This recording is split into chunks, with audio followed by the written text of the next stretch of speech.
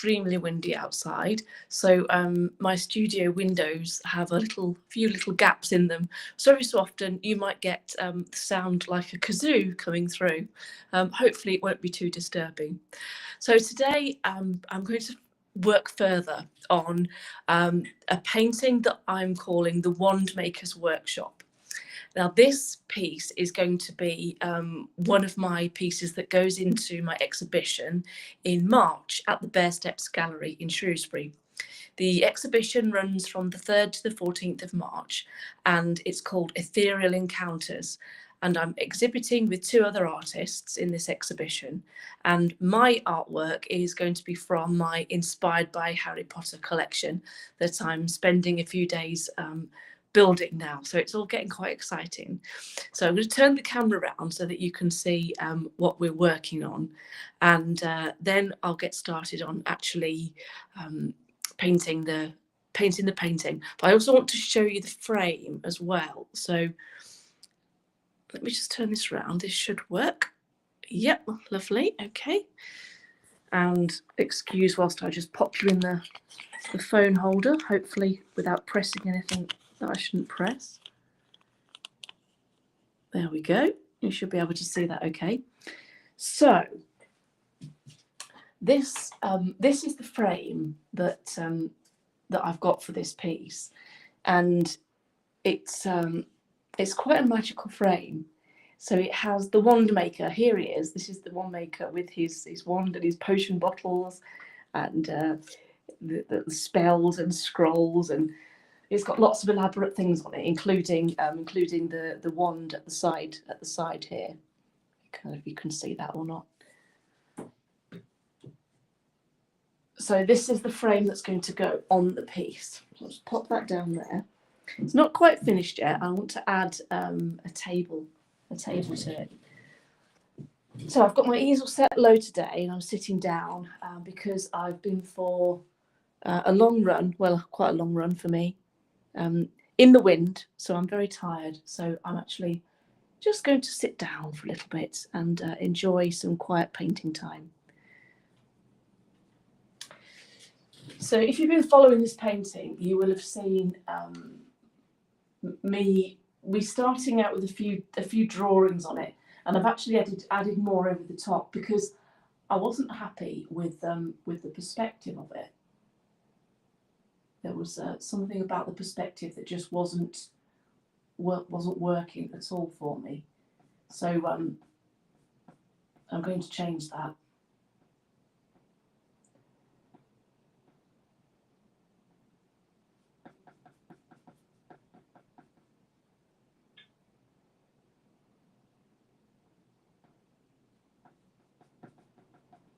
So these are the finished wand cabinets in the background, and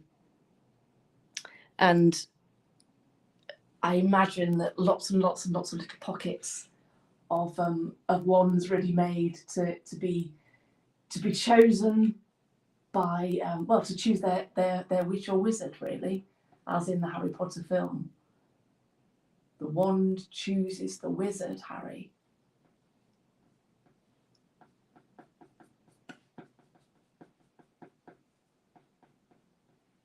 Hoping I've got this at a good angle so that you can see me painting but not see too much of my face appearing in it.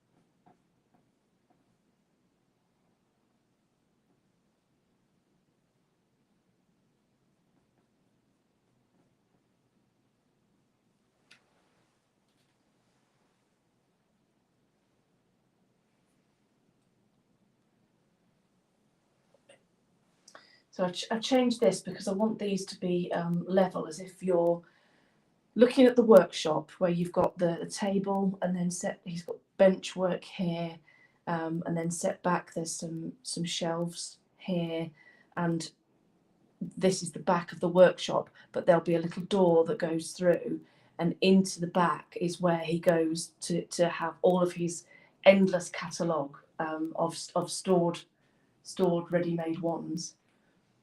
I'm not sure whether to carry this all the way up. So we've got wands,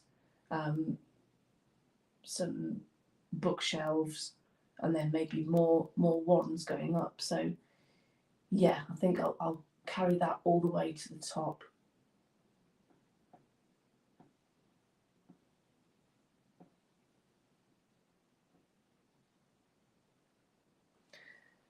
So here there'd be just a little bit of perspective there and there.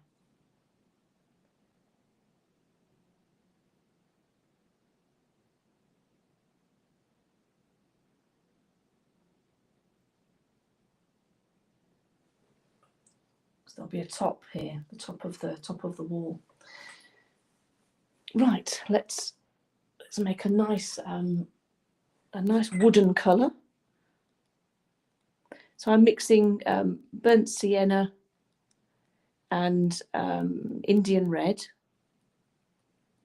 and a dash of yellow to make an orangey colour, and then I'm adding a bit of white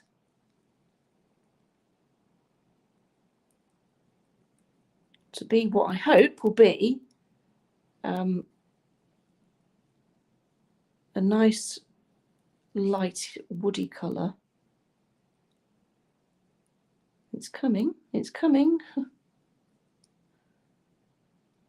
more white, a bit more brown. Yeah, it's coming. Just need a bit more white.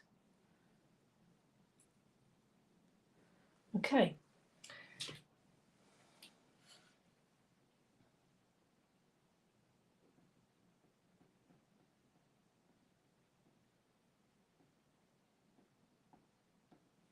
I think that needs quite a bit more yellow in it. And a bit more white.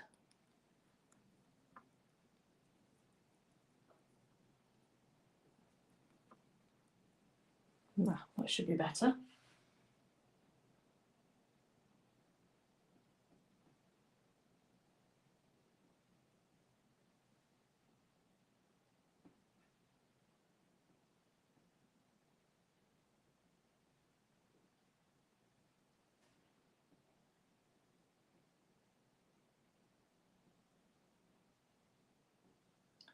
I've used white acrylic paints here to create these lines, my guidelines.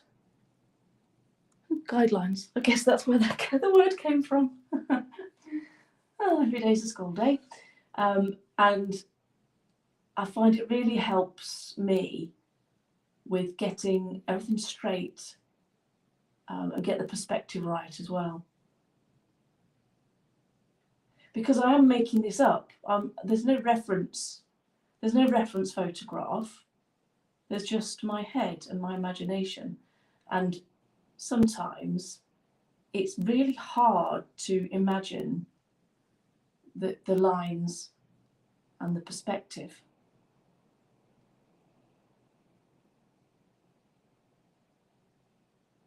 What was easy to draw were these, because I studied chemistry. I trained in chemistry at university, chemistry and biology, and I remember using these in chemistry. So this is a conical flask. This is the science geek. I have to tell you this. You might not want to know, but this is a conical flask, and then these are volumetric flasks, and this one is the round bottom flask, and this is the one where you put the anti-bumping granules in, and then you set it over a tripod with a Bunsen burner, and it all goes berserk and bubbles away and makes lots of bangs, and yeah, it's quite can be quite spectacular when you start getting going with these bits of equipment. I did enjoy chemistry. I really did.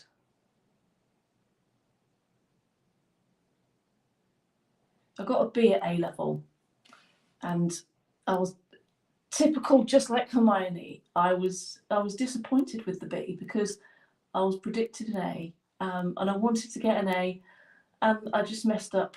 I messed up in the practical. I failed to properly identify a carbonate, which I know, like, ooh, not the end of the world, is it? But to me it was, because I really wanted to get 3 A's at A level. Just unbelievably like Hermione. Her character, well, I could have been her. And if I'd been fortunate enough to go to Hogwarts, oh, how exciting that would have been! If I'd been fortunate enough to go to a school where you can actually learn how to do potions and spells, then my character, I would have been Hermione Granger, easily. I don't know if I was as brave as her though. No, I don't think I had her bravery.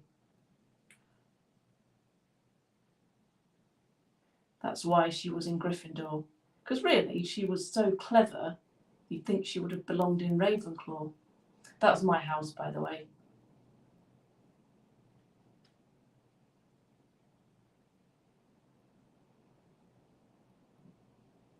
Wit beyond measure is man's greatest treasure, or woman's. So much easier when you have your guidelines. So much easier. So these are my little bookshelves, and then above here will be the boxes for the wands will go in. So each one has a little pigeonhole that the box fits in.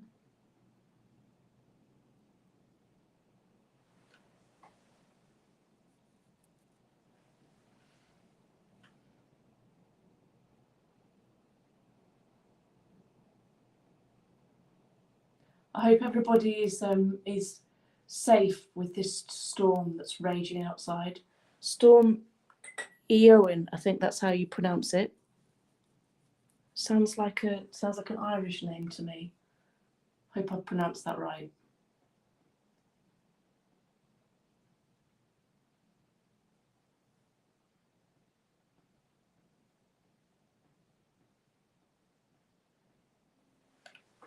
Oh, this is just coming together now.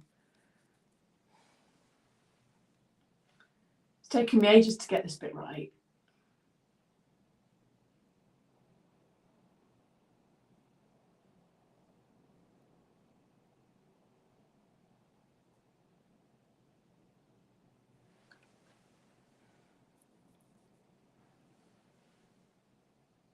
I was going to be working on the owlery, but I just felt called to do this one instead.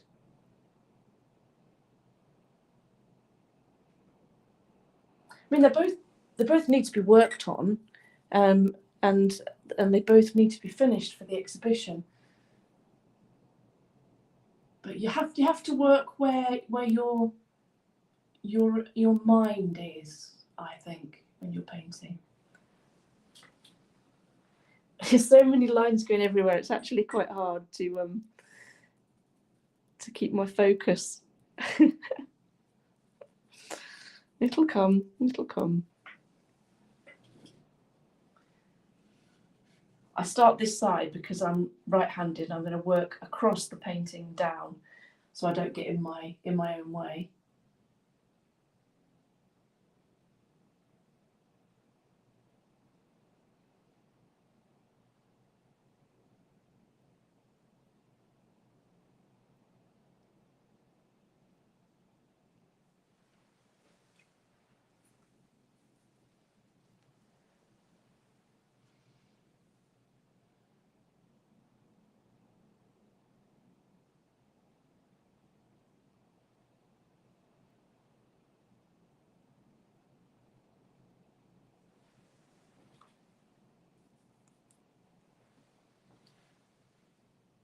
Oh, I love this easel.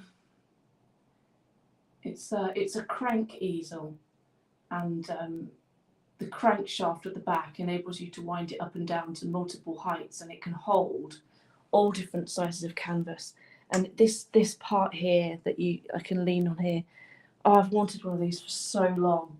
And last year I told myself that you will have one, and I'll treat myself to one when I sell my first Harry Potter inspired painting, which I did last year, bought by Sharon.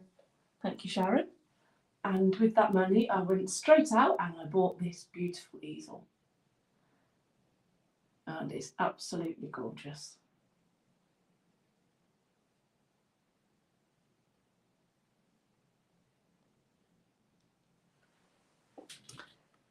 Right. I think that looks sort of straight. Sort of.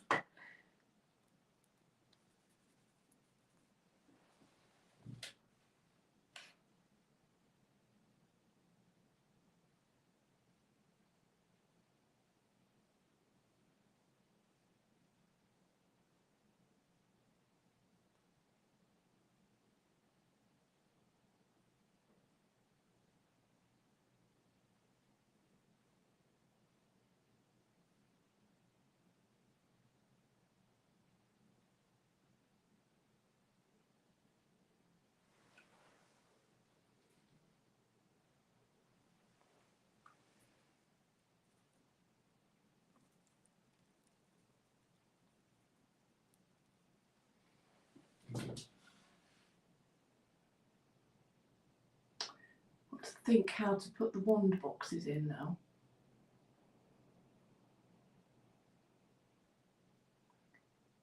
I think first I'll just make sure that each little cabinet hole is dark.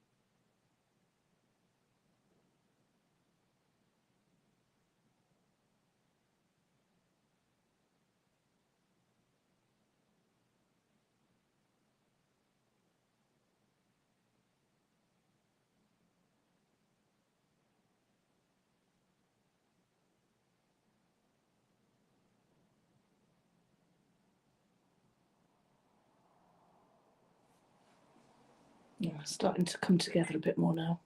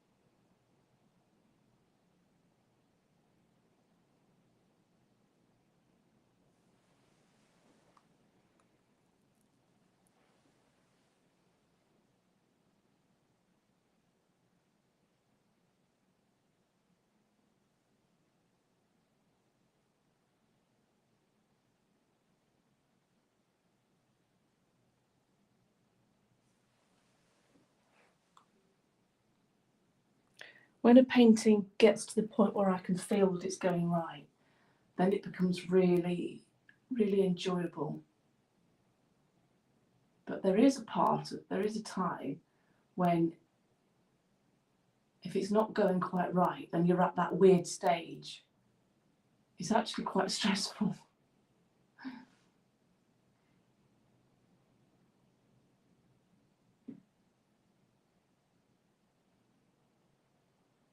This is definitely the relaxing part.